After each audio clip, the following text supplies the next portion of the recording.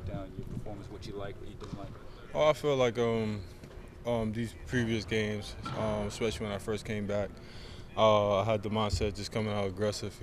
Previous years I used to come out passive, and throughout the game, then I started playing more aggressive. But I came with the mindset I got to come out playing aggressive and giving my team my all, so that we can come out with wins and stuff like that. And the DePaul game, we just had missed defense assignments.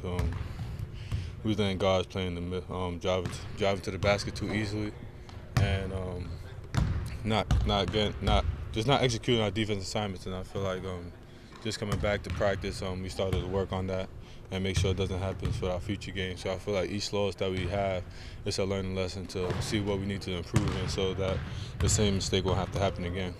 Now, Craig, Coach Rob was saying that defensively, this last game, you guys weren't communicating enough. How much of it do you think was communication? How much do you think was maybe lack of focus on the defensive end?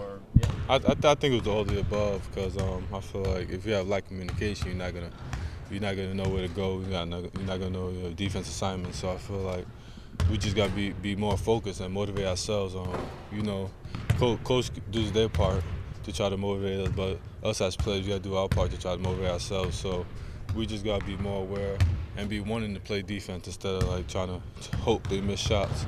So I feel like these previous practices, we started working on our defense so that it won't have to happen again in the future games. Do you feel like coming off the huge win at Maryland, and then you guys had the blowout win against SIU, do you feel like maybe there was a little bit of a letdown in that DePaul game that you guys weren't ready to play? Yeah, because each game didn't get harder. It doesn't matter who you play.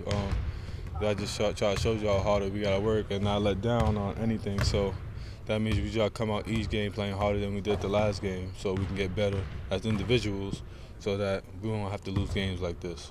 Now, for you, can you compare where you were last year to where you are now? Roberto talked about you developing your right hand.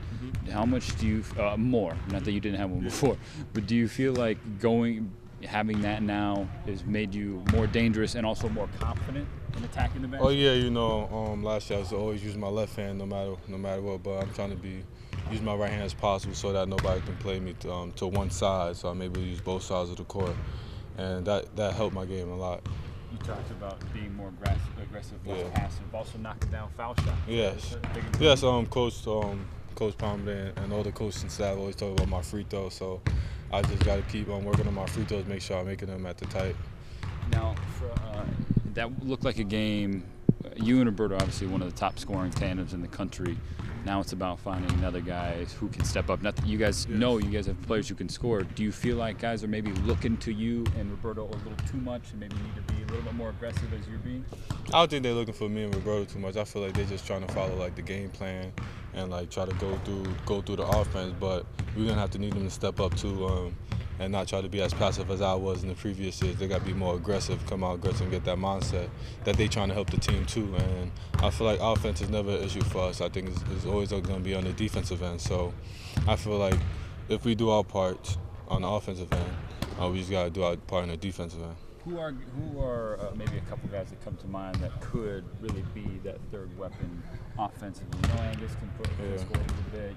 Chale, Victor, Hallis can come off. It's very hard to say. It's very difficult.